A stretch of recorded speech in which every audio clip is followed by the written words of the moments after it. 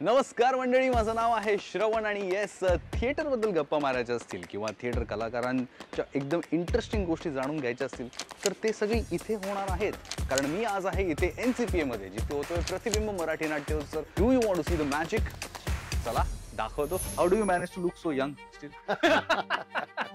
नाटकाची अशी एक आठवण नसते, अनेक अशा आठवणींचं कोलाज असतं. मला पहिलं माझं नाटक होतं, पहिली एकांकिका, पहिलं माझं स्टेज परफॉर्मन्स, तेव्हा मी ब्लॅक झालो. त्याच्यानंतर मी आजपर्यंत झालो नाही. थिएटर मी फक्त स्वतःपुरतं करतो. It is just my jealousy, it is my love. इकडे तिकडे लोळून लोळून पाटावरती घोळून घोळून घाम गाळून तुमच्यासाठी गोष्ट घेऊन आलो. बोला, गोष्ट घ्या. All time favourite theatre directors. तो माणूस आता काम करत नाही, विजय जोशी. बापरे. आजही प्रयोग करताना ही टेन्शन असायलाच हवं आपल्याला की नाटक महत्वाचे आहे.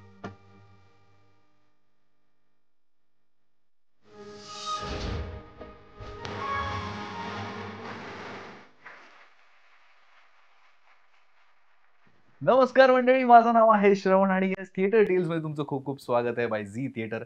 आणि आज आपण इथे आहोत NCPA मध्ये, जिथे होतोय प्रतिबिंब मराठी नाट्योत्सव. आणि मी या दोघांना परत भेटलो आहे इकडे, कारण आम्ही मागच्या वर्षी पण एक छान इंटरव्ह्यू केला होता विच वॉज अबाउट कलगीतुरा. आणि काय अप्रतिम प्ले होता सर, अप्रतिम प्ले. आणि खरंच the writer and director of Kalgitura. आणि आताही आपण दगड आणि माती याच्याबद्दल बोलतो आहे. How are you guys? म्हणजे सचिन दा, दत्ता, कसे आहात तुम्ही दोघं? मस्त आहे आणि खूप रिलॅक्स आहे, कारण खूप टेन्शन होतं. आज शुभारंभाचा प्रयोग होता, पहिला प्रयोग असेल तेव्हा खूप नर्वसनेस येतो, पण आता प्रयोग झाला, चांगला झाला, प्रतिक्रिया चांगल्या आहेत लोकांच्या, त्यामुळे आता तरी खूप रिलॅक्स झालं असं ते feeling येतं ना, ती आली आहे. पण ऑफकोर्स दगड आणि मातीबद्दल मला पटकन बोलू इच्छितो, कारण एक्झॅक्टली दगड आणि माती काय, कारण आपले बरेच ऑडियन्स आहे जो आता हा इंटरव्ह्यू बघत असतील, त्यांना पहिल्यांदाच माहिती दगड आणि माती हे एक बाभुळगाव नावाचं गाव आहे. ओके. आणि त्या गावाला इतिहास नाही हम्म. असं तिथल्या एका तरुणाला वाटतं. हम्म. आणि तो आपल्या गावाला एक आयडेंटिटी द्यायची, एक ओळख द्यायची. हम्म. कारण त्याचं गाव गुगल म्हणजे GPS वर लोकेट होत नाही. एके ठिकाणी तो इंटरव्ह्यूला जातो त्यावेळेला, हम्म. त्याला तो अपमान वाटतो. ओके. त्याच्या लक्षात येतं की आपल्या गावाला काही वैशिष्ट्यच नाहीये, हम्म. जे लोकेट पण होत नाही, आणि त्याला काही हिस्ट्रीच नाहीये. Hmm. We are faceless. Okay. आपला चेहराच नाही. तर आधी आपण आपल्या गावाला चेहरा दिला पाहिजे, फेसबुकवर, सोशल मीडियावर गाव फेमस केलं पाहिजे, म्हणजे ते GPS वर सहज सापडेल. अशा पद्धतीने तो सुरुवात करतो. आणि त्या गावामध्ये तो शेतकरी तरुण आहे तो, ओके. आणि बेरोजगार आहे. आणि तिथून त्या गावात, छोट्याशा गावामध्ये, त्या गावाचा एखादा काही इतिहास असेल का, असा एक मजेशीर शोधायला तो सुरुवात करतो. ती शोधाची गोष्ट म्हणजे दगड आणि माती. मला एक गोष्ट सांगा. Okay, this is again a curious question, जो मी मागच्या पण विचारला होता, आताही परत विचारेन. विषय निवडता कसं, मतलब क्या खाते हो, कहाँ बैठ के सोचते हो, जरा बताओ. कारण कलगीतुरा हा विषय पण खरंच वेगळा होता, आणि आताचाही विषय वेगळा आहे. आणि मी हे रिलेट करीन का, कारण मी आत्ताच 2 दिवसा अगोदर गावी जाऊन आलोय. माझंही गाव एकदम छोटंसं, रत्नागिरीतलं निरोळ नावाचं एक छोटंसं गाव आहे, जे कदाचित मॅपवर लोकांना कधी गुगल मॅपवर पण शोधलं नसेल. एक्झॅक्टली. आणि इतकं सुंदर आहे, तसंच. इतकं सुंदर, म्हणजे एक डिजिटल डिटॉक्स म्हणतो ना आपण, ते घेण्यासाठी मी तिथे गेलो होतो. सो आता हा विषय पण कोणाच्या डोक्यात आला? नाही, काय होतं की बेसिकली आता म्हणजे तूही गाव सोडून इथं आलेला आहेस किंवा काय, एक गाव सोडून आल्यानंतर आपल्याला स्वतःची एक आयडेंटिटी तयार करावीशी वाटते. हो. आणि ती नसेल तर आपण अस्वस्थ होतो. मग तू अशा ठिकाणी काहीतरी एक सुरू करतो, एक वेगळी आयडेंटिटी. हो. हो. पण तू त्यावेळेला तुझ्या गावच्या आयडेंटिटीशी मात्र नाळ तोडलेली असते. अशा वेळेला आपल्याकडे एक आपल्या मुळाचा हार्श रियालिटी, म्हणजे ती हार्श रियालिटी, एक्झॅक्टली, म्हणतो आपला भले आपला ओढ असेल, प्रेम असेल, पण कुठे ना कुठे ते सोडून जावं लागतं. बॅकड्रॉप जो असतो हा आपला, तिथं काहीच नसतं. हो. आपल्याला फार मागे जाता येत नाही. हम्म. त्यामुळे तो आणि एक तो शेवटी टू conflict आहे add to this point also, म्हणजे आयुष्यात जर आपण नाव नाही कमवलं ना, लोक हे तरी विचारतात कहा से आए हो. करेक्ट तोच एक मेजर बॅकड्रॉप आहे. करेक्ट. म्हणजे आणि ठीक आहे, म्हणजे काहींना ते सापडतं पण, हो, म्हणजे काहींनाच. हा. पण असे असंख्य या मुंबई महानगरात असतील किंवा मेट्रो सिटीज मध्ये असतील, असे असंख्य तरुण आहेत किंवा असंख्य लोक आहेत की ज्यांना चेहराच नाही. हम्म. कोणी सिक्युरिटी असेल, कोणी ड्रायव्हर असतील, कोणी आपले पिझ्झा बॉईज असतील, किंवा काहीतरी कुरिअर बॉईज असतील. They are faceless. त्यांचं काय नेमकं, त्यांचं गाव कोणतं, त्यांचा इतिहास काय, त्यांचं आयडेंटिटी काय आहे, हे असं सरसकट एक सपाटीकरण चाललंय. त्यामुळे गोष्ट सुचवायला काय, मुळात आपल्याकडे इतक्या गोष्टी असतात, तर आपण बाहेर म्हणजे गोष्ट आयात करायची गरज नाही आपल्याला. खरं तर जर आपण आपल्या भोवताली नीटनेटकं बघितलं तर आपल्या जगण्यातच इतके कॉन्फ्लिक्ट आहेत आणि इतके विरोधाभास आहेत की आपल्याकडेच भरपूर गोष्टी आहेत. मी अगदी तुमच्याशी बोलायला जर सुरुवात केली एकूणच 1-2 दिवस, तर तुमच्याकडनंच मला 200 गोष्टी मिळतील. असं त्यामुळे प्रत्येकाकडे अनेक गोष्टी आहेत.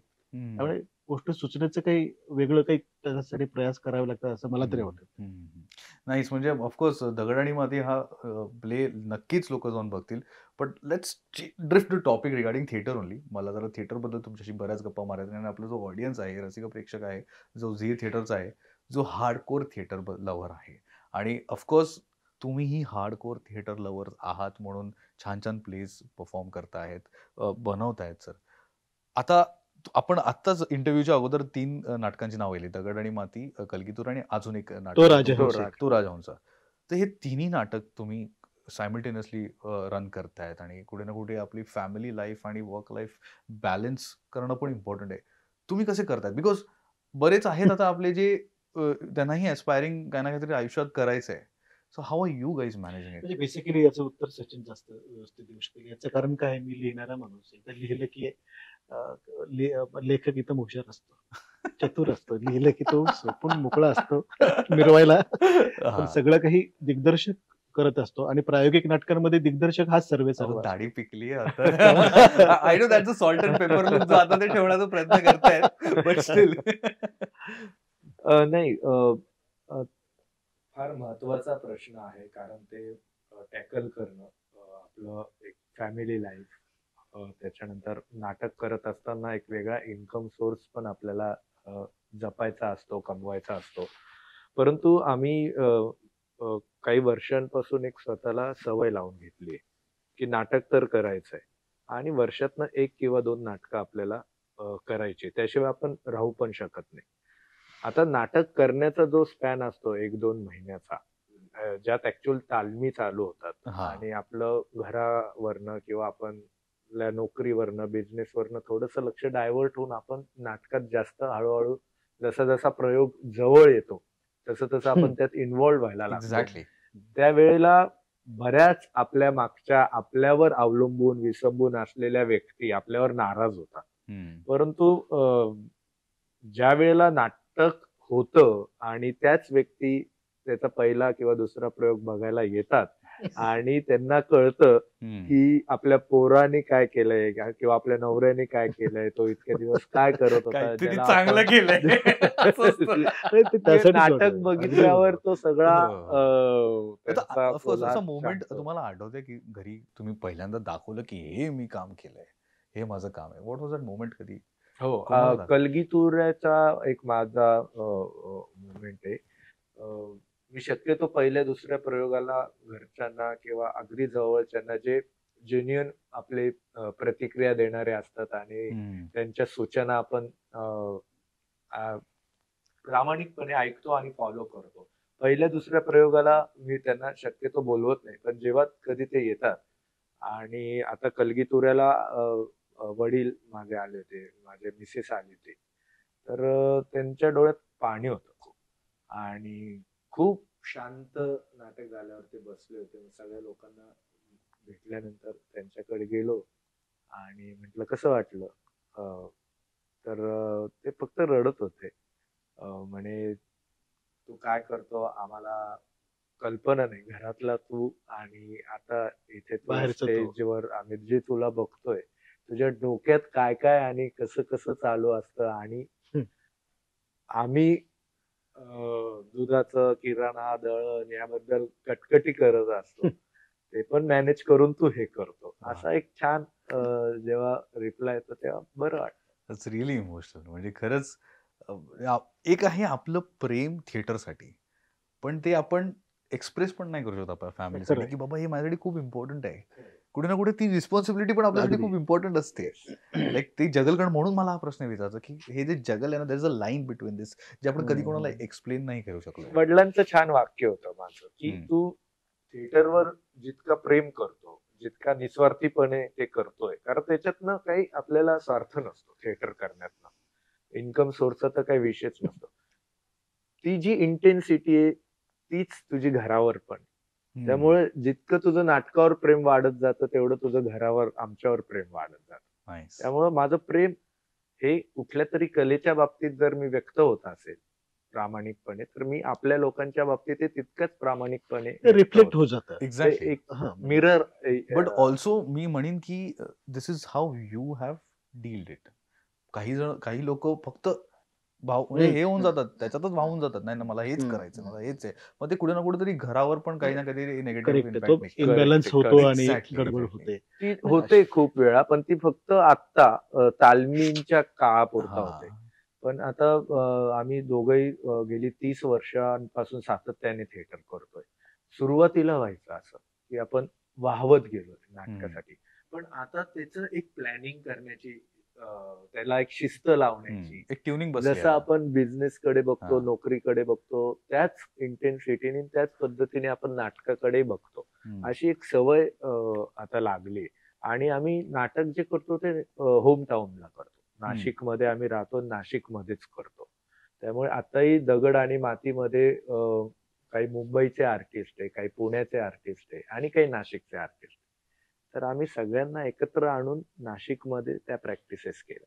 त्यामुळे आज एक ती पण सवय लागली Exactly. इतक्या वर्षांमध्ये. आणि म्हणजे हे सगळं माझं या निमित्ताने आपल्या सगळ्या प्रेक्षकांना हे सांगणं आहे की शिस्त ही नाटकातली असो, नोकरीतले असो, व्यवसायातले असो किंवा घरातले असो, शिस्त तुम्हाला कुठेतरी लावता आली ना की ती सगळीकडे सारखी लावता येते. इम्प्लिमेंट त्यामुळे शिस्त लावून आपण जे करतो त्याला एक शिस्त पाहिजे, त्याला एक काय म्हणतात त्याला, त्याकडे बघण्याचा एक दृष्टिकोन पाहिजे आपला. त्यामुळे एक गोष्ट करतोय आणि आपण त्यात वाहवत जातोय असं जर केलं तर दुसरं चाक आपलं निखळणार. त्यामुळे आणि ती जी घरातली माझी शिस्त आहे तीच मी नाटकासाठी पण इम्प्लिमेंट करू शकतो. आणि नाटकासाठी जी शिस्त आहे ती मी माझ्या पर्सनल लाईफ साठी पण इम्प्लिमेंट करू शकतो. तर एकंदरीतच नाटक करता करता करता करता जसं ब्लॅकआउट आपल्याला 10 सेकंदामध्ये सेट बदलायचा असतो, ऍक्टर्सला कॉस्ट्युम बदलायचे असतात, तेव्हा तो जे शिस्त लावतो आणि त्यासाठी जो टेक्निक्स वापरतो तेच टेक्निक्स लाईफला आहे. त्यामुळे नाटक हे शिस्तीत करणं, नाटक हे प्रेम लावून जीव लावून करणं म्हणजे आपलं लाईफ त्याच पद्धतीने जगणं. असा तो आता एक आयुष्याकडे मागे वळून पाहताना हे सगळं नाटकामुळे घडलं, या माझ्या नाटकाच्या प्रेमामुळे घडलं असं कुठेतरी वाटतं. नाईस, वेल सेड, वेल सेड. खरंच. आणि हे दिसतंय की किती थिएटरवर प्रेम आहे सर. ऑफकोर्स तुम्ही एवढे प्लेस केले आहेत सर, आणि कुठे ना कुठेतरी अप्स अँड डाऊन्स येतात. काही प्लेस चालतात, काही प्लेस नाही चालत. म्हणजे आपण ते एक्सेप्ट करतो त्या गोष्टी. How have you guys, like तुम्ही आता जस्ट म्हणाला की तुम्ही 30 वर्षांपासून एकत्र नाटक करतायत, तर ते तुम्ही कसं टॅकल केलंय, दॅट डाऊनफॉल कसा टॅकल केलाय? डाऊनफॉल असं काही म्हणजे माहित नाही खरं. म्हणजे आम्हाला डाऊनफॉल नावाची म्हणजे त्याच्यामध्ये आम्ही खूप खाली गेलो, आम्हाला अपयश आलं किंवा लौकिक अर्थानं तुम्ही ज्याला अपयश म्हणतात असं कधी आम्ही अनुभवलं नाही. म्हणजे अपयशाची व्याख्या काय आहेत हे पण माहित नाही. म्हणजे नेमकं अपयश म्हणजे काय, आर्थिकदृष्ट्या अपयश का, किंवा कारण बेसिकली त्याच्यामध्ये काहीतरी खूप प्रचंड मोठा पैसा लावला आणि त्याच्यात पैसे गेले असं काही नसतं अपयश. एक तर एक्सपेरिमेंटल रंगभूमी करतोय. पण काय म्हणूयात की जेव्हापासून आम्ही सुरुवात केली तेव्हापासून असं आमचं दोघांचं एकही एकांकिका किंवा एकही नाटक असं नाही की जे अपयशी झालंय. Nice, nice. अगदी 2003 पासून ब्लॅकआउट नावाची जी पहिली एकांकिका केली, जी सचिनने डिरेक्ट केली, ती त्याने काम पण केलं होतं. त्यावेळेला जो पहिला अल्फा गौरव महाराष्ट्राचा मिळाला होता, तिथून जी सुरुवात झाली तर ती अगदी कलगीतुराला जी गौरव मिळेपर्यंत सातत्याने ती सुरूच आहे. म्हणजे ते बरोबर 20 वर्ष, 2 दशकं पूर्ण झाली त्या गोष्टीला. त्यामुळे त्याची आम्हाला असं काही अपयश काय असतं हे म्हणजे काय म्हणूया माहित नाही आम्हाला. म्हणजे त्याला अपयश आम्ही असं काही म्हणत नाही, कारण एक्सपेरिमेंट प्रयोगशाळेमध्ये काम करत असताना कसलं अपयश, ती प्रयोगशाळा आहे. बरोबर. याच्यातून तो रंग, त्याच्यातून तो रंग, त्याच्यातून तो रंग, काहीतरी एक आपण निर्मिती करू पाहत असतो, तो हो. निर्मितीचा आनंद हा सर्वोच्च आनंद असतो. त्यामुळे तिथं यश आणि अपयशाचे परिमाण आम्ही काही पॅरामीटर्स आम्ही त्याचं फार काही वापरत नाही, लावत नाही Superb. आणि सुदैवाने ते झालं नाही. मगाशी तुम्ही पुरस्काराचं किंवा याचं विचारतात, यश घरचं कसं आहे? म्हणजे अगदी हा. सुरुवातीला आम्हाला भरपूर आम्हाला पुरस्कार मिळायचे खूप. तर घरी याने घरी फोन केला की हो येतोय, जरा ते मला अल्फा गौरव मिळालाय किंवा एक अमुक मोठा पुरस्कार मिळाला, तो घेऊन येतो, थोडा वेळ लागेल मला. हा. हा ठीक आहे. तर घरून किती पैसे मिळाले? पण पुरस्कार म्हणजे काहीतरी यांना खूप पैसे मिळतात किंवा काय. मग सांगा, नाही हे खूप मोठं असतं, हे खूप मानाचं असतं. हा बरं ठीक आहे. घरी परत- तुमच्या असं होत असेल ना, म्हणजे असं फोन होत असतं. आला की झालं अगदी आता म्हणजे काय नवीन सुरू आम्ही दोघांचं. म्हणजे की हॅलो, एक जरा साहित्य अकादमी पुरस्कार मी घेतोय, तर ते झाला का येतो, बरं ठीक आहे. मग घरी आल्यानंतर जरा तेवढं ते दळण घेऊन या गिरणीतून. असं सुद्धा आम्हाला किंवा ते ऑस्करला आलोय जरा. आणि हा ठीक आहे, जेवायला घरी येणार आहे. काहीच म्हणले नाही. आणि ही खूप ब्युटिफुल गोष्ट आहे. Exactly. कारण आम्हाला आकाशात नेणारी तुमच्यासारखी माणसं आहेत आणि आम्हाला जमिनीवर आणणारी पण घरात घरातलेच आहेत. हो. पण तो बॅलन्स पण असायला तो पाहिजे. बॅलन्स. आणि जे मगाशी प्रश्न विचारला हा. त्याचं उत्तर याच्यात आहे. कारण एक तर पाय मातीचे, नाईस. हात जरी आम्हाला टेकले तरी. अच्छा, तुम्ही दोघं ऑफकोर्स आता तुम्ही म्हणाले की 30 वर्षाची मैत्री पण आहे आणि 30 वर्ष तुम्ही एकमेकांसोबत काम केलं आहे. डिफरन्सेस असणार, क्रिएटिव्ह डिफरन्सेस दोघांचे असे तेच खूप आहेत, आहेत. ते खूप आहेत. ते खूप आहे, त्यामुळे एखादं नाटक करताना वाद खूप होतात. म्हणून तर आणि divide जेव्हा झाली कधी आता. दोघं एकमताला येतात हो. तेव्हा ते नाटक आम्ही करायचा खूप पण पण हाऊ डू यू नॅरो विचार डाऊन इट, की तो पॉइंट कसा आणता तुम्ही नाटक हा, करताना? नाही, नाटक इथं लिहिलं, कारण लिहिताना एक तर तो मला सुचतो. Do you involve him in writing? प्रश्नच नाही. म्हणजे एकदा इन्व्हॉल्व म्हणजे मी विषय एकदा त्याला सांगतो, बरं माझ्या पोटात काही राहत नाही, सांगू का नको काय भारी सुचलंय, बरं कोणाला सांगायचं, तर बरं समजा त्याला सांगितलं गेलं तर ती माझी सगळ्यात मोठी चूक असते. कारण त्यानंतर तो जे काही माझ्या मागे लागतो, लिहिणार. तर तिथून मग मला जोपर्यंत ती गोष्टीचा प्रारंभ, गोष्टीचा मध्य आणि गोष्टीचा क्लायमॅक्स हा जोपर्यंत मला सुचत नाही तोपर्यंत मी अस्वस्थ असतो. आणि एकदा का मला नाटक दिसलं आणि सुचलं तर तिथून पुढे मी खूप वेळ घेतो. म्हणजे तिथून पुढे खूप वेळ म्हणजे लिहिण्यासाठी. नाटक पूर्ण झालं, त्याला सगळं सांगून होतं माझं नाटक, आणि तो माझ्या मागे लागतो. मग मात्र खूप आमची भांडणं, खूप छळतो, रात्री फोन करतो, लिहिना लवकर असं करत करत मग मी एखाद दिवशी माझं मग ते नाटक इथं पूर्ण झाल्यानंतर फक्त लिहिणं हा एवढा एकच भाग उरतो. तो एकदा त्याला वाचून दाखवला की असं मला नाही वाटत, की मला वाटतं एकदाही घडलेलं नाही की त्याला ते आवडलं नाही, असं कधीच घडलेलं नाही. आणि तिथून पुढे मग आमचं काम चालू होतं. आणि मग त्याच्यामध्ये जेव्हा नाटकाचं म्हणजे त्याचं मंचीकरण व्हायच्या वेळेला मग त्याच्यातला दिग्दर्शक जागा होता. हे पण फेक बाजूला, हा पॅराग्राफ हे बकवास आहे, अरे तो महत्वाचा आहे, ते मी फार जीवनाविषयी अत्यंत गांभीर्याने भाष्य केलंय. हा ठीक आहे ते बघूया आपण. पण नाव ही लुक सो काम अँड कंपोज्ड. ना अजिबात नाही हे दिसतं त्याच्यावर प्लीज. हे म्हणजे अगदी पूर्ण उलटय. म्हणजे आता मला बोलण्याची संधी मिळते म्हणून मी बोलतोय ऍक्च्युली. म्हणजे आज झी थिएटरच्या माध्यमातून तुमची पक्की पोल उघडली आज. नाही, तुम्ही उमेशला किंवा ओंकारला जर विचारलं असतं तर त्यांनी तुम्हाला सचिन विषयी नीटनेटकं सांगितलं असतं. त्यामुळे त्याचा म्हणजे नाटक बसवत असताना म्हणजे एखादा चाबकाचा जसा आवाज येतो तसा त्याचा कडाड असा आवाज येत असतो. अत्यंत डिसिप्लिन आणि एकूण क्रिएटिव्ह डिसिप्लिन असा महाराष्ट्राच्या रंगभूमीवरचा, प्रायोगिक रंगभूमीवरचा सचिन शिंदे हा सर्वोत्कृष्ट दिग्दर्शक आहे, असं मी अतिशय जबाबदारीने विधान करतो. सर्वोत्कृष्ट दिग्दर्शक आहे नाईस. आजचा. मला कधी संधी देताय सर? आता तो ऑडिशन द्यायला ऑडिशन डायरेक्ट नाटकात. हे तुम्ही मला मागच्या वर्षी नाटकात बोललेलं काम दोघं. करताना मी दोनच गोष्टी विचारतो की अशा तारखेला आपण नाटक ओपन करणार आहे, तुला वेळ आहे आणि तुला किती मनापासून करावं असं वाटतं. ह्या दोन Nice, गोष्टीवर मी म्हणजे कॅरेक्टर्स गोळा करतो. नाही मग मध्ये माझं लग्न आहे, कुठे मुंजेला जायचंय, कुठे सत्यनारायण पूजन आहे, अशी कारण सांगायला लागलं की मग ते करून ते झालं की करूनच आपण हा. करू. त्यामुळे जेव्हा कधी कमिटमेंट घेतो ऍक्टर्सची तर ते कमिटमेंट बेसवर the reason I asked you because आपले बरेच असे इन्स्पायरिंग ऍक्टर्स आहेत ज्यांना असं बसून घरी बसून वाटतं की नाही मला आता करायचंय. लोक शहर सोडून वगैरे आलेले आहेत हो. आणि इथे येऊन पण त्यांचं काही होत नाहीये. I have seen these kind of people.